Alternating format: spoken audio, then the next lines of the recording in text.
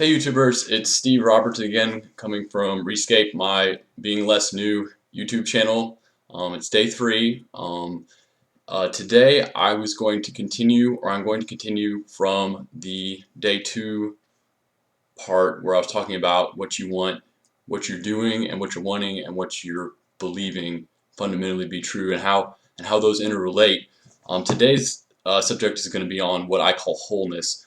For the rest of the videos, very often I'm going to be saying something where someone is whole, and there's the wholeness of intent and things like that. So this video, I'm going to lay down what I mean by wholeness as best I can. It can be a complex issue, or I can describe it in intricate detail. I'm going to try to keep the video short, just using some examples of what being whole means. The idea for a human being whole is meaning when you do something, you do it without second guessing yourself, without thinking maybe what you're doing is incorrect or wrong, without insecurities, without conflicting desires. Basically, it can be really simple. You wake up at night and you go down to the fridge and make yourself a sandwich because you're hungry. You as a individual, as a human being, have whole intent in doing that. There's no oh gosh, I don't know what the word is, but basically, it's just something you do, and we do things like this all the time. Now, if you are overweight or think you're overweight, and you know that you're on a diet, and you know you shouldn't be eating in the middle of the night, but you're really hungry, and you go down, and then you eat a sandwich, you feel guilty.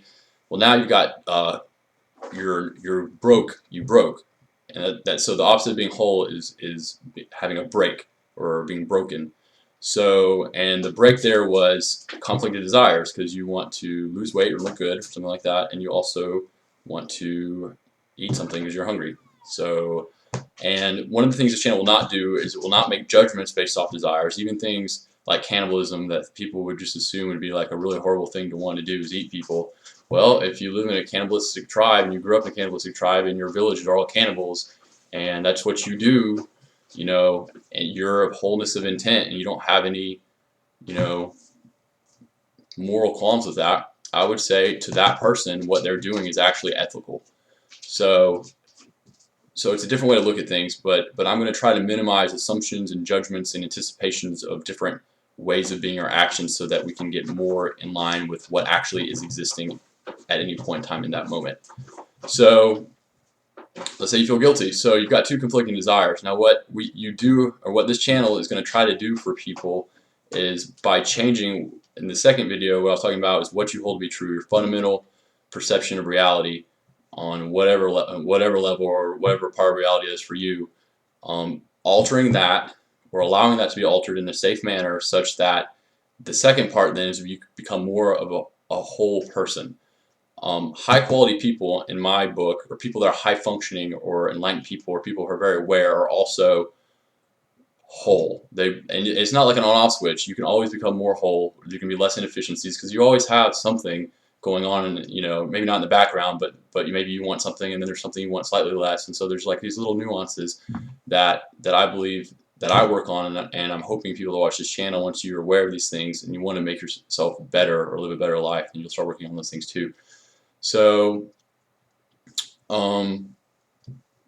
by being a whole person, you're able to perceive reality more clearly because you don't have as many judgments, and you don't depend on reality being a certain way to coax your ego, or maybe for a sense of safety or things like that.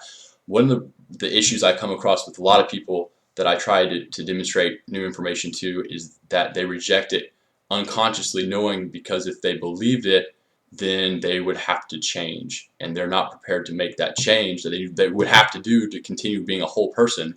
And so they either discount it, or oftentimes they'll ignore it or forget it happened to begin with, which seems really strange that people could take something really amazingly profound and then just don't remember. The next day, just don't remember. But that's the mind protecting itself. And when you're already a whole human being, you are aligning yourself with the truth, such that when it is introduced to you, you're already ready for it, and you won't discount it.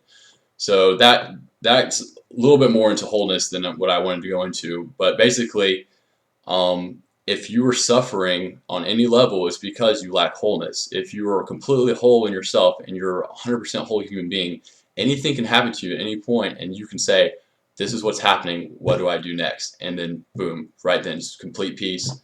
You could be dying. This is what happens to martyrs. They get burned at the stake, and they're singing hymns because they are 100% committed to what's going on to them.